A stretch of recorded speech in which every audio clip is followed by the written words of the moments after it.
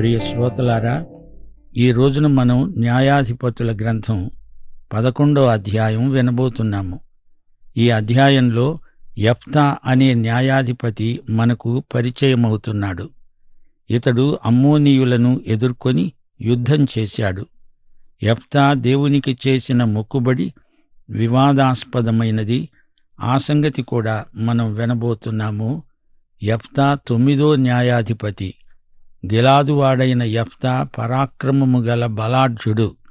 అతడు వేశ్య కుమారుడు. తండ్రి పేరు గిలాదు. ఇతని సోదరులు అనగా గిలాదు కుమారులు యెఫ్తాతో వివాదం పెట్టుకున్నారు. నీవు అన్యస్త్రీకి పుట్టావు గనుక మన తండ్రి ఇంట నీకు స్వాస్థ్యము లేదు అన్నారు. అప్పుడు యెఫ్తా తన సోదరుల వద్ద నుండి పారిపోయి టోబు దేశమందు నివసించాడు. అల్లరి జనం యెఫ్తా వద్దకు వచ్చి అతనితో కూడా సంచరిస్తున్నారు. యెఫ్తా పరాక్రమశాలి, శూరుడు. కాని పుట్టుక చేత అతడు వేశ్య కుమారుడు. ఇదే ముద్ర అతని మీద పడి ఉన్నది. గిలాదు భార్య అన్యురాలు. ఆమె ఇష్మాయేలు జాతికి చెందినది. యెఫ్తా ఎంత గొప్ప బలాఢ్యుడైనా ప్రతి ఒక్కడు అతని పుట్టుకను గురించి మాట్లాడతాడు, వేలుపెట్టి చూపుతాడు. యెఫ్తా బహిష్కరింపబడినవాడు. ద్వితీయోపదేశకాండం 23వ అధ్యాయం 2వ వచనం ప్రకారం వేశ్యాపుత్రుడు యెహోవా సమాజము నుండి వెలివేయబడతాడు. అతని పుట్టుక ఎలాంటిదైనా అతడు దేవుని గుర్తింపు పొందాడు. యెఫ్తా తన సోదరుల మధ్య నుండి పారిపోయాడు. అతనితో పాటు కొంతమంది జనం వెళ్ళిపోయారు. నాయకుడు కావడానికి యెఫ్తాకు 3 అభ్యంతరాలున్నాయి. అతడు వేశ్యాపుత్రుడు, బహిష్కరింపబడినవాడు, పైగా అల్లరి జనాన్ని పోగు చేసుకుని తిరుగుతున్నాడు. అయినా దేవుడు యెఫ్తాను ఏర్పరచుకున్నాడు. దేవుడు చేపట్టిన నాయకులు మొదట్లో ఎంతో అవమానానికి గురి అయిన వారే. మోషే, దావీదు మొదలైన వారికి ఆరంభంలో ఎంతో పరాభవం కలిగింది. యేసు ప్రభువును కూడా ఎంతో అవమానపరిచారు. ఆయన తృణీకరింపబడినవాడు. ఇల్లు కట్టేవారు తృణీకరించిన రాయే మూలకు తలరాయి అయింది. ఈయన మాకు వద్దు, ఈయన మా రాజు కాడు అని శత్రువులు నిరాకరించినప్పటికీ దేవుడు యేసు ప్రభువును ఎంతో హెచ్చించాడు. అన్ని నామములకు పైనామము ఆయనకివ్వబడింది. ప్రియ శ్రోతలారా, మీకొక మాట చెప్పాలి. లోకములో అందరూ దేవుని కుమారులు కారు. వారు తిరిగి జన్మించలేదు గనుక వారి పుట్టుక మంచిది కాదు. నీవు దేవుని కుమారుడవు, కుమార్తెవు కావాలంటే యేసుక్రీస్తునందు విశ్వాసముంచాలి. 4వ వచనం. కొంతకాలమైన తరువాత అమ్మోనీయులు ఇశ్రాయేలీయులతో యుద్ధం చేశారు. అప్పుడు గిలాదు పెద్దలు యెఫ్తాను తేవడానికి టోబు దేశానికి వెళ్ళారు. అన్నారు, నీవు వచ్చి మాకు అధిపతివై ఉండు. అప్పుడు మనం అమ్మోనీయులతో యుద్ధం చేస్తాము. యెఫ్తా అన్నాడు, మీరు నా యందు పగబట్టి నా తండ్రి ఇంటి నుండి నన్ను తోలివేశారే. ఇప్పుడు మీకు కలిగిన శ్రమలో మీరు నా వద్దకు ఎందుకు రావాలి? గిలాదు పెద్దలన్నారు, అందుకే మేము నీ వద్దకు మళ్ళీ వచ్చాము. నీవు మాతో కూడా వచ్చి అమ్మోనీయులతో యుద్ధం చేసిన ఎడల గిలాదు నివాసులమైన మా అందరి మీద నీవు అధికారివవుతావు. గిలాదు అధికారులు యెఫ్తాతో బేరానికి దిగారు. యెఫ్తా ఒక షరతు విధిస్తున్నాడు. అమ్మోనీయులతో యుద్ధం చేయడానికి మీరు నన్ను గిలాదుకు తీసుకుని వెళ్తారు గదా. యెహోవా వారిని నా చేతికి అప్పగించిన ఎడల నేనే మీకు ప్రధానినవుతాను. అది మీకు సమ్మతమా? గిలాదు పెద్దలన్నారు, నిశ్చయముగా మేము నీ మాట చొప్పున చేస్తాము. యెహోవా మన ఉభయుల మధ్య సాక్షిగా ఉండునుగాక. పెద్దలు యెఫ్తా పెట్టిన షరతుకు ఒప్పుకున్నారు. యెఫ్తా చాలా తెలివైనవాడు. గిలాదు పెద్దలకు గర్వభంగం కలిగించాడు. మొదట అతణ్ణి బహిష్కరించారు. ఇప్పుడతణ్ణి రమ్మని ప్రాధేయపడుతున్నారు. అంతటా యెఫ్తా నాయకుడుగా, సేనాపతిగా రంగప్రవేశం చేస్తున్నాడు. కాబట్టి యెఫ్తా గిలాదు పెద్దలతో కూడా పోయినప్పుడు జనులు తమకు ప్రధానిగా, అధిపతిగా అతణ్ణి నియమించారు. అప్పుడు యెఫ్తా మిస్పాలో యెహోవా సన్నిధిలో తన సంగతి అంతా వినిపించాడు. యెఫ్తా అమ్మోను రాజుకు కబురు పంపుతున్నాడు. నాకు నీకు మధ్య ఏమి జరిగిందని నీవు నా దేశం మీదికి యుద్ధానికి వచ్చావు? అమ్మోనీయుల రాజు అన్నాడు, ఇశ్రాయేలీయులు ఈజిప్టులో నుండి వచ్చినప్పుడు వారు అర్నోను మొదలుకొని యబ్బోకు వరకు, యొర్దాను వరకు నా దేశాన్ని ఆక్రమించుకున్నారు. అందుకే నేను వచ్చి ఉన్నాను. కాబట్టి మనము సమాధానంగా ఉండేటట్లు ఆ దేశాలను మరల మాకు అప్పగించు. చూచారా, అమ్మోనియ రాజు ఇశ్రాయేలీయుల మీద అభాండం వేస్తున్నాడు. లేనిపోని అభియోగం వారి మీద మోపుతున్నాడు. యెఫ్తా అమ్మోను రాజు చెప్పే అబద్ధాన్ని ఖండిస్తున్నాడు. అమ్మోను రాజా, ఇశ్రాయేలీయులు మోయాబు దేశమును గాని అమ్మోనీయ దేశమును కాని ఆక్రమించుకోలేదు. ఇశ్రాయేలీయులు ఈజిప్టులో నుండి వస్తూ ఉండగా వారు ఎర్ర సముద్రము వరకు అరణ్యములో నడిచి కాదేషుకు వచ్చారు. అప్పుడు ఇశ్రాయేలీయులు ఎదోము రాజుకు రాయబారం పంపారు. తన దేశం గుండా పోవటానికి ఎదోము రాజు వారికి సెలవు ఇవ్వనన్నాడు. అలాగే మోయాబు రాజు కూడా సెలవియ్యలేదు. అప్పుడు ఇశ్రాయేలీయులు కాదేషులో ఉన్నారు. తరువాత వారు అరణ్య ప్రయాణం చేస్తూ ఎదోము, మోయాబు దేశాల చుట్టూ తిరిగి మోయాబునకు తూర్పు దిక్కున కనాను దేశమందు ప్రవేశించి అర్నోను అద్దరిని దిగారు. వారు మోయాబు సరిహద్దుల్లోనికి పోలేదు. అర్నోను మోయాబునకు సరిహద్దు గదా. ఇశ్రాయేలీయులు సీహోనుకు కూడా కబురు పంపి అతని దేశముకుండా వెళ్లడానికి సెలవిమ్మని మనవి చేశారు. సీహోను ఇశ్రాయేలీయులను నమ్మలేదు. వారిని తన దేశములో నుండి వెళ్లనీయలేదు. అతడు యాహసులో ఇశ్రాయేలీయులతో యుద్ధం చేశాడు. సీహోను అతని సమస్త జనము ఇశ్రాయేలీయుల చేతికి చిక్కారు. వారు ఆ జనాన్ని హతం చేశారు. ఆ తరువాత అమోరీయుల దేశమంతా ఇశ్రాయేలీయులు స్వాధీనపరుచుకున్నారు. ఇశ్రాయేలీయుల దేవుడైన యెహోవా అమోరీయులను తన జనుల ఎదుట నిలువకుండా తోలివేసిన తరువాత నీవు దానిని స్వాధీనపరుచుకుంటావా? స్వాధీనపరుచుకోవడానికి కెమోషు అనే నీ దేవత నీకు ఇచ్చిన దానిని నీవు అనుభవిస్తున్నావు గదా. మా దేవుడైన యెహోవా మా ఎదటి నుండి ఎవరిని తోలివేస్తాడో వారి స్వాస్థ్యమును మేము స్వాధీనపరుచుకుంటాము. మోయాబు రాజైన బాలాకు కంటే నీవు ఏమాత్రమూ అధికుడవు కావుగదా. అతడు ఇశ్రాయేలీయులతో ఎప్పుడైనా కలహించాడా? లేదే. ఎప్పుడైనా వారితో యుద్ధం చేశాడా? 300 సంవత్సరాల నుండి ఇశ్రాయేలీయులు హెష్బోను, అరోయేరు, అర్నోను పట్టణాలలో వాటి శివారు గ్రామాలలో నివసిస్తున్నారే. ఇంతవరకు నీవు వాటిని ఎందుకు పట్టుకోలేదు? నీవు నా ఎడల దోషం చేస్తున్నావు.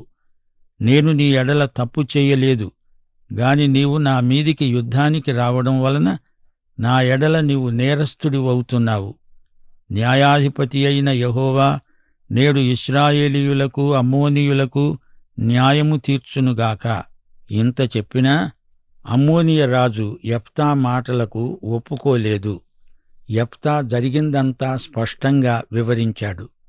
ఇశ్రాయేలీయులు దురాక్రమణ చేయలేదు.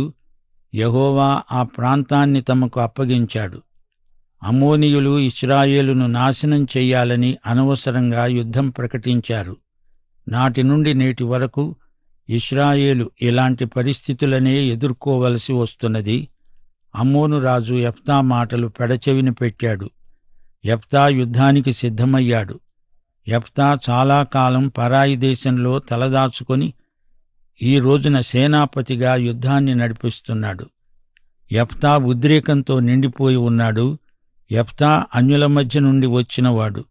అయితే కొంతవరకు యెహోవాను ఎరుగును. యెఫ్తా మొక్కుబడి చెల్లించాలని దేవుడు కోరలేదు.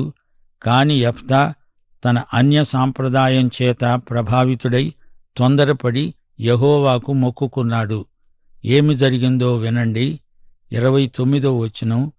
యెహోవా ఆత్మ యెఫ్తా మీదికి రాగా అతడు గిలాదులోనూ మనష్షేలోనూ సంచరిస్తూ గిలాదు, మిస్పేలో సంచరించి అక్కడి నుండి అమ్మోనీయుల వద్దకు సాగిపోయాడు. అప్పుడు యెఫ్తా యెహోవాకు మొక్కుకున్నాడు. ఎట్లనగా, నీవు నా చేతికి అమ్మోనీయులను నిశ్చయముగా అప్పగించిన ఎడల నేను అమ్మోనీయుల వద్ద నుండి క్షేమముగా తిరిగి వచ్చునప్పుడు నాకు ఎదురుగా నా ఇంటి ద్వారము నుండి బయలుదేరి వచ్చునదేదో అది నీకు ప్రతిష్ఠితమవుతుంది. దహనబలిగా దానిని అర్పిస్తాను. అప్పుడు యెఫ్తా యుద్ధము చేయడానికి వారి వద్దకు సాగిపోయినప్పుడు యెహోవా అతని చేతికి వారిని అప్పగించాడు. అరోయేరు మొదలుకొని మిన్నీతు వరకు, ఆబెల్ కెరామీము వరకు 20 పట్టణముల వారిని నిశ్శేషముగా హతం చేశాడు. అమోనీయులు ఇశ్రాయేలీయుల ఎదుట నిలవకుండా అణచివేయబడ్డారు. దేవుడు యెఫ్తాకు తోడై ఉన్నాడు. శత్రువులను ఎలాగైనా అతని చేతికి అప్పగిస్తాడు. అతడు యెహోవాకు మొక్కుబడి చేయవలసిన అవసరం లేదు. దేవుడు చెప్పలేదు. దేవుడు యెఫ్తాను ఎంతో హెచ్చించాడు. యెహోవా ఆత్మ అతని మీదికి రావడం జరిగింది. అది చాలు. అతడింకేమీ చేయవలసిన పని లేదు. యెఫ్తా ఎందుకు అలాంటి మొక్కుబడి దురుసుగా చేశాడు? నాకు ఎదురుగా ఏది వస్తే దాన్ని నీకు దహనబలి చేస్తానంటాడేమిటి? ఒకవేళ అతని స్నేహితుడే వచ్చాడనుకోండి, పొరుగువాడు ఎవడైనా వస్తేనో ఆ వ్యక్తిని పట్టుకుని దేవునికి బలి ఇస్తాడా? అది ఎలా కుదురుతుంది? ఇది ఎలాంటి మొక్కుబడి? 34వ వచనం. యెఫ్తా మిస్పాలో ఉన్న తన ఇంటికి వచ్చినప్పుడు అతని కుమార్తె తంబురలతో నాట్యముతో బయలుదేరి అతనికెదురుగా వచ్చింది. ఆమెగాక యెఫ్తాకు మగ సంతానమే గాని ఆడు సంతానమే గాని లేదు. కాబట్టి అతడు ఆమెను చూచి తన బట్టలను చింపుకొని ప్రలాపిస్తూ అన్నాడు, అయ్యో నా కుమారి, నీవు నన్ను బహుగా కృంగచేశావు గదే. నీవు నన్ను తల్లడింపచేసే వారిలో ఒకితవై ఉన్నావు. నేను యెహోవాకు మాట ఇచ్చి ఉన్నాను గనుక వెనుక తీయలేను. ఆమె అన్నది, నా తండ్రి, యెహోవాకు మాట ఇచ్చి ఉన్నావా? నీ నోటి నుండి బయలుదేరిన మాట చొప్పున నాకు చెయ్యి. యెహోవా నీ శత్రువులను అమ్మోనీయులకు ప్రతీకారం చేశాడు, పగ తీర్చుకున్నాడు. తండ్రి, నా కొరకు నీవు చెయ్యవలసినది ఏమనగా 2 నెలల వరకు నన్ను విడువు. నేను నా చెలికత్తెలు పోయి కొండల మీద ఉండి నా కన్యాత్వమును గూర్చి ప్రలాపిస్తాను. అతడు సరే పో అని చెప్పి 2 నెలల వరకు ఆమెను పోనిచ్చాడు. ఆమె తన చెలికత్తెలతో కూడా పోయి కొండల మీద తన కన్యాత్వమును గూర్చి ప్రలాపించింది. ఆ 2 నెలల తరువాత ఆమె తన తండ్రి వద్దకు తిరిగిరాగా అతడు తాను మొక్కుకొనిన మొక్కుబడి చొప్పున ఆమెకు జరిగించాడు. ఆమె పురుషుని ఎరుగనే లేదు. ప్రతి సంవత్సరము ఇశ్రాయేలీయుల కుమార్తెలు 4 దినములు గిలాదు దేశస్థుడైన యెఫ్తా కుమార్తెను ప్రసిద్ధి చేసే వాడుక ఉన్నది. యెఫ్తా దేవునికి మొక్కుకున్నాడు గనుక అది చెల్లించి తీరాలి. ఇది అతని తీర్మానం. సరే, ఇప్పుడొక ప్రశ్న మనకు ఎదురవుతున్నది. అతడు తన కుమార్తెను దహనబలి చేశాడా? నరబలి దేవునికి ఇష్టమా? దేవుడు అంగీకరిస్తాడా? యెఫ్తా మొక్కుబడి ఎలాంటిది? యెఫ్తా తప్పు చేశాడా? దేవుని వాక్యం అతడు చేసిన దానిని ఖండించడం లేదు. హెబ్రీ పత్రిక 11వ అధ్యాయం 32వ వచనం అంటోంది, ఇకను ఏమి చెప్పేది? గిద్యోను, బారాకు, సంసోను, యెఫ్తా, దావీదు, సమూయేలు అనే వారిని గురించి, ప్రవక్తలను గురించి వివరించడానికి సమయం చాలదు. యెఫ్తాను దేవుని వాక్యం విశ్వాసవీరునిగా ప్రశంసిస్తున్నది. యెఫ్తాను గొప్ప విశ్వాసవీరుల జాబితాలో చేర్చింది. నిర్గమకాండం 20వ అధ్యాయం 13వ వచనం స్పష్టంగా చెప్తున్నది, నరహత్య చేయకూడదు, చిన్న బిడ్డలను దేవతలకు బలి ఇవ్వకూడదు. ద్వితీయోపదేశకాండం 12వ అధ్యాయం 31వ వచనం, తమ దేవతలకు వారు చేసినట్లు నీ దేవుడైన యెహోవాను గూర్చి చేయవద్దు. ఏలయనగా యెహోవా ద్వేషించే ప్రతి హేయక్రియను వారు తమ దేవతలకు చేశారు. వారు తమ దేవతల పేరిట తమ కుమారులను తమ కుమార్తెలను అగ్నిహోత్రములో కాల్చివేస్తారు గదా. అలాంటిది యెహోవా చెయ్యమని చెప్పడు. అవి అన్యాచారాలు. అబ్రహాము ఇస్సాకును బలి ఇవ్వడానికి కత్తి ఎత్తినప్పుడు దేవుడు వద్దు అని నివారించాడు. దేవుడు అబ్రాహామును పరీక్షించాడు. ఒక్క అర నిమిషంలో ఇస్సాకు తల తెగిపోయేది. కాని దేవుడు అందుకు ఒప్పుకోలేదు. ఇంతకు యెఫ్తా ఏమి మొక్కుకున్నాడు? దానిని మనం సరిగా అర్థం చేసుకోవాలి. ఇప్పుడు వినండి 31వ వచనం. నేను అమ్మోనీయుల వద్ద నుండి క్షేమముగా తిరిగి వచ్చినప్పుడు నాకు ఎదురుగా నా ఇంటి ద్వారము నుండి బయలుదేరి వచ్చున్నదేదో అది యెహోవాకు ప్రతిష్ఠితమవుతుంది, లేదా దానికి బదులుగా దహనబలి అర్పిస్తాను. ఇంతకు యెఫ్తా ఏమంటున్నాడు? నాకు ఎదురుగా వచ్చిన దానిని ప్రతిష్ఠిస్తాను, లేదా దానికి ప్రత్యామ్నాయంగా దహనబలి అర్పిస్తాను. యెఫ్తా ఇంకొక విధంగా అనుకొని ఉండవచ్చు. నాకు ఎదురుగా వచ్చిన దానిని దహనబలిగా అర్పించడానికి వీలు కాని పక్షంలో దానికి ప్రత్యామ్నాయంగా దేవునికి కానుక ఇస్తాను, దాని వెల చెల్లిస్తాను. యెఫ్తా తన కుమార్తెను బలి ఇచ్చాడా? అలా ఎన్నటికీ జరిగి ఉండదు. ఆమె దేవుని కోసం కన్యకగా ఉండిపోయింది. యెఫ్తా వేశ్యా కుమారుడు. యెఫ్తాకు ఒక్కతే కుమార్తె. ఆమె పెండ్లి చేసుకొని పిల్లలను కంటే యెఫ్తాకు మనమలు మనవరాండ్రు ఉంటారు. కాని తండ్రి ఇంటికి వస్తున్నప్పుడు అతనికి ఎదురుగా వచ్చిన వ్యక్తి ఆయన కుమార్తె. అందుచేత ఆమెను దేవునికి ప్రతిష్ఠిస్తున్నాడు. ఆమె జీవితకాలమంతా పెండ్లి చేసుకోదు. ఇది ఆమె జీవిత తీర్మానం. కుమార్తె తండ్రికి విధేయురాలు. తండ్రి మాటను నిలువబెడతాను అంటున్నది. ఆమె తన కన్యాత్వాన్ని గురించి ప్రలాపించింది. అనగా ఆమె ఏ పురుషునికి పెండ్లి కుమార్తె కాలేదు. తన జీవితం, తన కన్యాత్వం ప్రభువుకు సమర్పించుకున్నది. ప్రలాపించడం అంటే ఏమిటి? ఆమె దేవునికి చేయబడిన మొక్కుబడిని నెరవేరుస్తున్నది. దాన్ని ఆచరిస్తున్నది, ప్రార్థిస్తున్నది, ఉపవాసమున్నది, తనను తాను పరిశుద్ధపరచుకుంటున్నది, దేవుని సేవకు తనను తాను సమర్పించుకుంటున్నది. యెఫ్తా మొక్కుకున్నది తప్పనిసరిగా చెల్లించాడు. దేవుని ఎదుట అతడు బడాయి చెప్పుకోలేదు. చిత్తశుద్ధితో మొక్కుబడి చేసుకున్నాడు. ప్రసంగి గ్రంథం 5వ అధ్యాయం 2, 4, 5 వచనాలు. నీవు దేవుని సన్నిధిని అనాలోచనగా పలుకుటకు నీ హృదయమును త్వరపడనీయక నీ నోటిని కాచుకో. దేవుడు ఆకాశమందున్నాడు, నీవు భూమి మీద ఉన్నావు. కావున నీ మాటలు కొద్దిగా ఉండాలి. నీవు దేవునికి మొక్కుబడి చేసుకొనిన ఎడల దానిని చెల్లించడానికి ఆలస్యము చేయవద్దు. బుద్ధిహీనులయందు ఆయనకు ఇష్టము లేదు. మొక్కుకొని చెల్లించకుండా ఉండే కంటే మొక్కుకొనకుండుటే మేలు. తొందరపడి వాగ్దానాలు చేయవద్దు. యెఫ్తా వేశ్యాపుత్రుడు. అతని తల్లి ఒక వేశ్య. అతనికొక చక్కని కుమార్తె ఉన్నది. ఆమెకు పెండ్లి చెయ్యాలని, ఆమె పిల్లలను కనాలని ఎంతగానో ఆశించాడు. అయితే దేవునికి మొక్కుకున్నాడు. ఆ ప్రకారం చెల్లించాడు.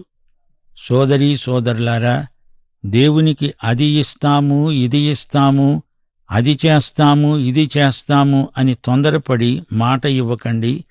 ప్రార్థనపూర్వకంగా వాగ్దానాలివ్వండి. 2 తిమోతి 2వ అధ్యాయం 11 నుండి 13వ వచనం వరకు. ఈ మాట నమ్మతగినది. ఏదనగా మనమాయనతో కూడా చనిపోయిన వారమైతే ఆయనతో కూడా బ్రతుకుతాము, సహించిన వారమైతే ఆయనతో కూడా ఏలుతాము. ఆయనను ఎరుగమంటే మనల్ను ఆయన ఎరుగనంటాడు. పాఠం ఇంతటితో సమాప్తం. ముగింపులో ప్రార్థన చేసుకుందాం. పరమతండ్రి, నేటి వాక్య అధ్యయనమందు మమ్ములను ఆశీర్వదించినందుకు నీకు కృతజ్ఞులం. న్యాయాధిపతుల గ్రంథంలో మేము నేర్చుకున్న సత్యాలను మా ఆత్మల నిమిత్తమై ఆశీర్వదించండి. నీవు వాడుకున్న మనుష్యులు నీ చిత్తము నెరవేర్పునకు సాధనములు. సాధనము యొక్క స్వంత ఘనత ఏమీ లేదు, నీ చేత వాడబడడమే దాని ఘనత. ఈ పాఠమును మా ఆత్మల కొరకై ఆశీర్వదించుమని, మహిమ పొందుమని, విత్తబడిన వాక్య సత్యాలను సైతాను దొంగిలించకుండా అరికట్టుమని, మా శ్రోతల ఆధ్యాత్మిక ఎదుగుదల కోసమై ప్రార్థిస్తూ యేసుక్రీస్తు వారి శుభనామమున వేడుకుంటున్నాము తండ్రి. ఆమేన్.